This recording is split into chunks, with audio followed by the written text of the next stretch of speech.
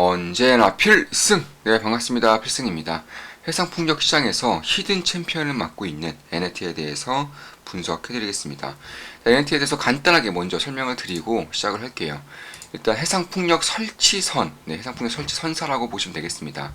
얼마 전까지만 하더라도 스콜피오 탱커스의 산하에서 벌크선사의 역할, 그리고 스콜피오 탱커스의 주식을 굉장히 많이 보유하고 있음으로써 탱커선과 같은, 그러니까 벌크선과 탱커선을 좀 복잡하게 가지고 있었던 그런 기업이라고 한다면 2021년도 들어서 NLT는 100% 풍력 설치선사로 탈바꿈되고 있습니다. 한마디로 이제 환골탈태가 되고 있다, 이렇게 보시면 될 것 같고, 주가 역시나 탱커선과 벌크선의 역할을 할 때에는 과거에 상당히 안 좋았었죠. 그래서 이런 식으로 주가가 가파르게 하락을 하다가 스콜피오 탱커스의 그 지분과 그리고 벌크선을 이제 전부 다 매각을 하면서 조금씩 주가가 살아나고 있다, 이렇게 보시면 될 것 같습니다. 다만 여전히 가지고 있는 자산 가치에 대비해서는 현재 시가총액은 상당히 저평가 영역에 있습니다. 물론 최근에 주가가 많이 올랐지만 그렇다고 해서 기회가 사라진다거나 그런 건 절대 아니에요. 그래봤자 이제 전고점 부근까지 오고 있는 것이고, 역사적인 신고점까지 가기에는 갈 길이 멀다, 이렇게 보시면 될 것 같습니다.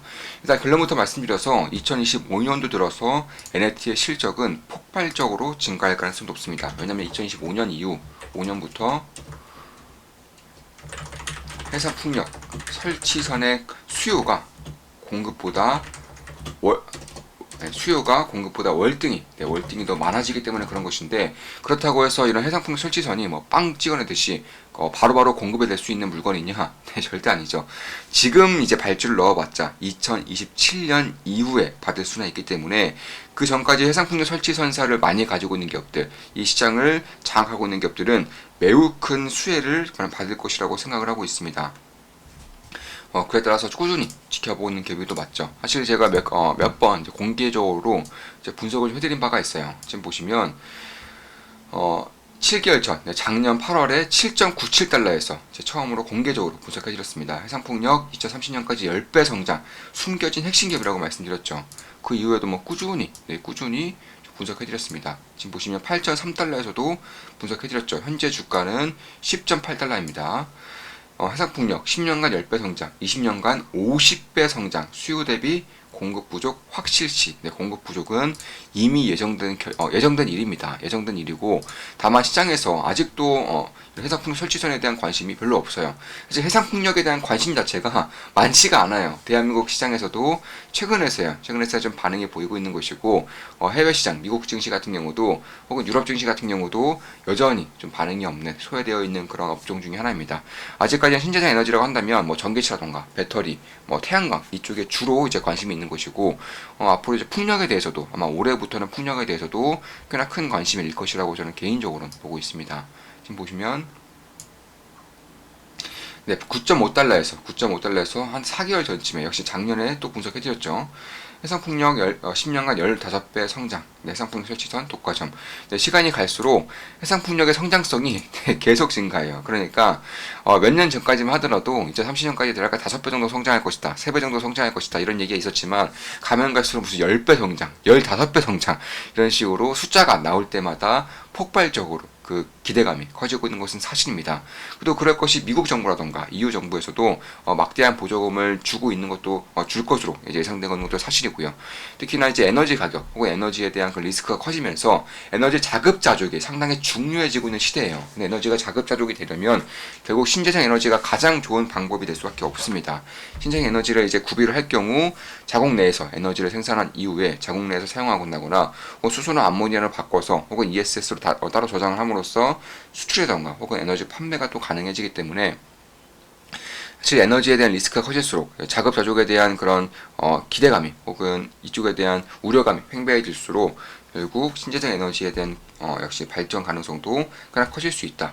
사실 마지막으로 분석해드린 것도 역시 10.25달러에서 현재 10.8달러이기 때문에 좀 어느 정도의 그 상승률을 보이고 있죠. 개화하는 해상풍력 설치 시장, 폭발하는 수요, 급감하는 공급, 공급이 아예 없어요. 2015년 이후에 해상풍력 설치선에 대한 공급이 전무합니다. 한 척도 없어요. 이게 어떤 것을 뜻하는지 아마 아시는 분들은 아실 거예요. 그만큼 공급이 꽉 막혀 있는 상태에서 수요가 이제 급증하다 보니까 수요가 급증하다 보니까 NLT와 같이 이미 기존의 시장을 장악하고 있는 기업들 같은 경우에는 굉장히 큰 수혜를 볼 수 있는 그런 가능성이 있다. 이렇게 보시면 될 것 같습니다. 사실 뭐 한국에서도 저 같은 경우는 신재생 에너지에 대한 그런 기대감이 상당히 좀 큰 것은 맞아요. 따라서 많은 지분을 정말 많은 지분을 이쪽에 좀 투자를 진행하고 있고 현재 기준으로 전 종목 다 수익 중이에요. 사실 한국 종목 국내 증시 기준으로 전 종목 전 종목 전부 다 수익 중입니다. 손실 중인 종목이 한 종목도 없어요. 그리고 그 중에서 대부분의 비중을 차지하는 것은 바로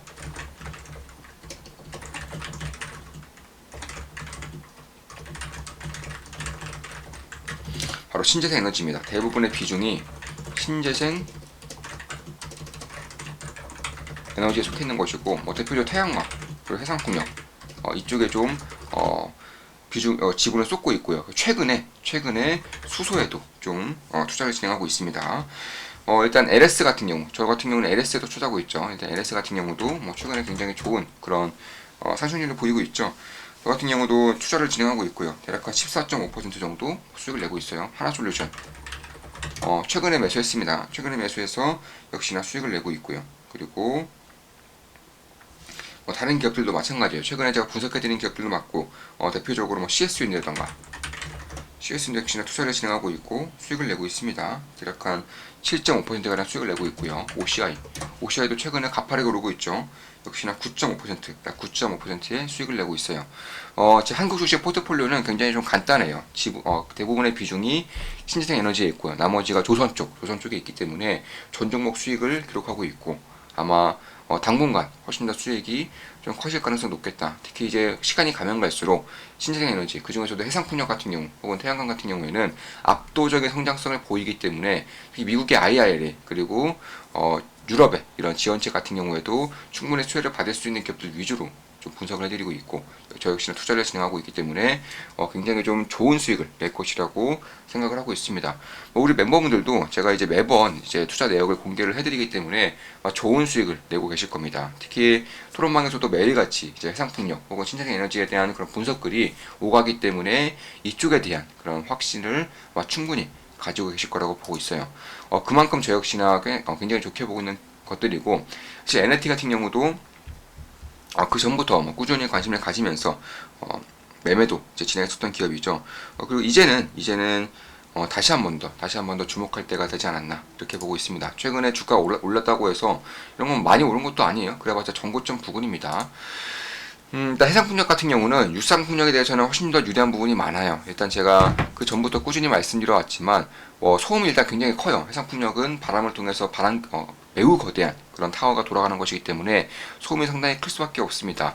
그런 과정에서 그리고 사람들이 살고 있는 육지보다는 해상 쪽으로 밀려날 수밖에 없는 것이고 사실 밀려난다고 보기에도 좀 어폐가 있는 것이 일단 육상 쪽에 비해서 해상 쪽이 발전이 훨씬 더 빠르고 훨씬 더 수월합니다. 육상 쪽은 땅 주인들이 너무 많아서 이런 것들을 처리하기에도 굉장히 좀 불편함이 있고요. 그리고 송전탑만 설치해도 난리가 나는 그런 사람들의 님비 현상 속에서 해상풍력 설치선을 설치한다는 것은 매우 어려운 일입니다. 땅덩어리가 좁기도 하고요. 따라서 또 바람도 훨씬 더 센 것이 바로 해상 쪽이고요. 이에 따라서 당연히 해상풍력 쪽에서 훨씬 더 큰 그런 잠재력이 있다라고 볼 수가 있는 것이고 이런 해상풍력을 설치할 수 있는 그런 설치선이 바로 해상풍력 설치선이다 이렇게 보시면 될 것 같습니다. 2015년부터는 공급이 한 척도 없고요. 그 이후 수요가 폭발적으로 증가하면서 기존의 시장을 장악하고 있는 기업들 같은 경우는 매우 큰 수혜를 볼 수 있습니다. 특히 NLT 같은 경우는 2024년 3분기, 그러니까 내년 3분기와 그리고 2025년 2분기에 가장 큰 규모의 그런 해상풍력 설치선들을 인도를 받을 예정이에요. 대우조선 해양과 이미 계약을 했습니다. 24년 3분기 그리고 25년 2분기에 최대 규모의 해상풍력 설치선을 인도받습니다. 따라서 2025년 들어서 수요가 폭발적으로 증가하기 직전에 인도를 받는 것이기 때문에 역시 이것도 주가를 릴레이팅하기에는 충분히 좀 그런 호재성으로 받아들일 수가 있겠다. 그 외에 이제 NLT가 가지고 있는 선박의 대부분은 크기 기준으로 예, 두 척 정도가 현재는 활발하게 진행되고 있고요. 세 척은 이제 오일가스, 그러니까 해양 플랜트라던가 혹은 해상풍력에 대한 그런 유지보수 AS 이쪽으로 쓰고 있습니다. 지금 같은 경우도 사실 이런 중소형주를 분석할 때에는 참고로 미국 주식에도 불구하고 시가총액이 1조 원이 안 돼요. 시가총액이 현재 기준으로 대략 한 5천억 정도, 5,500억 정도 되기 때문에 시가총액이 얼마 안 됩니다. 따라서 변동성이 클 수밖에 없다는 점도 염두를 해둘 필요가 있어요. 물론 제 모든 영상은 매수매도, 추천 리딩 절대 아닌 거 다들 알고 계시죠? 참고하시면 되겠습니다. 따라서 NAT는 공급이 전무화 상태 직전에서 두 척에 달하는 그런 대규모의 그런 해상풍 설치선을 받기 때문에 타이밍이 매우 좋아요. 타이밍이 정말 좋다라고 볼 수가 있는 것이고, 이제 가면 갈수록 이제 블레이드가 이제 가면 갈수록 뭐 이 정도였다면은 과거 이 정도였다면 가면 갈수록 이렇게 블레이드가 커지기 때문에 이것을 설치할 수 있는 풍선이 역시나 전 세계에 별로 없어요. 별로 없기 때문에 그 중에서 이제 약간 4대 정도, 4대 정도를 NAT가 가지고 있다는 것은 전 세계 이제 시장의 점유율 중에서도 매우 유의미한 점유율을 가질 수 있다. 물론 지금 기준으로는 약간 20% 정도의 점유율을 가질 수 있을 것이라고 예상이 되고 있어요. 물론 중소형주 같은 경우는 가장 걱정되는 것 중에 하나가 특히 이제 배 선박의 가격이 3천억 원을 훌쩍 뛰어넘어요. 해상풍력 설치선은 굉장히 좀 비쌉니다. 3천억 원을 훨씬 뛰어넘기 때문에 과연 시가총액 5,500억짜리가 3천억 원을 뛰어넘는 배의 두 척이나 제대로 인도받을 수 있겠느냐, 이런 의구심이 있을 수 있겠지만, 일단 스콜피오 탱커스의 지분을 전량 매도하면서 대략 한 1,000억 원 이상의 그런 현금을 확보한 상태이고요. 그리고 벌크선도 역시나 전부 다 매각을 하면서 현재로서는 현금 비중이 굉장히 좀 많아요. 부채 비율도 약간 해상풍력 설치선 기업임에도 불구하고 이런 그런 해운 선사임에도 불구하고 부채 비율이 20%가 안 됩니다. 부채 비율이 대략 한 현재 기준으로 5%, 15% 내외이기 때문에 지금으로서는 재무적인 상태는 굉장히 양호해요. 상당히 안정적인 수치에 속하는 것이고, 이미 가지고 있는 총 자본도 이미 8천억 원 이상이 되기 때문에 현금성 자산, 현금만 보더라도 이미 2천억 정도를 가지고 있고요. 특히 NAT는 적자라는 회사가 아니에요. 영업 현금 흐름이 이미 흑자가 나고 있습니다. 흑자가 나고 있기 때문에 이런 가지고 있는 돈과, 그리고 이미 NAT는 이런 배를 이제 계약을 하기 전에 계약을 이미 해놨어요. 배의 인도 비용 중에 60% 이상, 60% 정도를 부채를 통해서 부담을 하겠다. 그러니까 가지고 있는 현금이 아니라 부채를 통해서 부담하겠다라고 밝혔기 때문에 40%에 대해서만 2015년까지 나눠서 지불을 해야 된다. 따라서 만약에 물론 이것은 기업의 입장이기 때문에 뭐 유상증자라던가 지분이 희석될 수 있는 일이 발생할 수도 있지만 그렇지 않을 가능성도 현재로서는 충분히 높다라는 점을 좀 이해를 해야 될 필요가 있다. 이렇게 보고 있습니다. 따라서 만약에 가지고 있는 현금사 자산으로만 전부 다 지불을 할 경우에는 현재 부채 비율이 대략 한 15% 내외인데 이게 대략 한 70% 이상, 한 80%까지는 올라갈 가능성이 있어요. 다만 그럼에도 부채 비율이 100% 이상까지 올라오는 경우는 없다, 이렇게 볼 수 있는 만큼 저는 딱히 이 부분에 대해서 걱정하지 않고 있고요. 이미 걱정을 한다고 하더라도 그 전까지 주가가 충분히 올라 있을 수 있는 상황이기 때문에, 왜냐면 2024년 3분기면 이제는 대략 한 1년 4개월 정도밖에 안 남았어요. 그런 가운데에서 주가는, 주식시장은 항상 선반영을 하기 때문에 지금부터는 관심을 갖고 지켜볼 필요가 있지 않을까, 이렇게 보고 있습니다. 특히 NT가 가지고 있는 5척, 현재 가지고 있는 5척의 선박 중에서 가장 큰 두 척은 2030년도까지 꾸준히 쓸 수 있을 것이라고 예상이 되고 있기 때문에 2024년, 2025년에 인도받을 그런 초대형 그런 선박을 인도받게 될 경우에는 사실 영업이익에 대한 증가율이 매우 가파르게 이루어질 수 있다. 따라서 2025년부터는 실적이 말도 안 되게 뛸 수 있다는 점도 염두를 해둘 필요가 있을 것 같아요. 특히 이제 이런 선사대 같은 경우는 배의 가치에 따라서 그런 밸류에이션이 정해지는 경우가 있기 때문에 아마 지금 가지고 있는 배 5척에 더해져서 초대형 배가 2척이나 더 인도가 된다면 꽤나 괄목할 만한 자산가치 상승도 이제 볼 수가 있겠다, 이렇게 보고 있습니다. 따라서 이제 100% 풍력 설치선사로 이제 거듭나고 있는 NAT가 환골 탈퇴를 하고 있다고 보고 있는 것이고, 그에 따라서 실적이라던가 혹은 가치 밸류에이션도 올라갈 필요성이 있겠다, 이렇게 저는 개인적으로 보고 있는 거예요. 2015년부터에 대한 실적의 폭발적인 성장도 아마 가능할 것으로 예상을 하고 있습니다.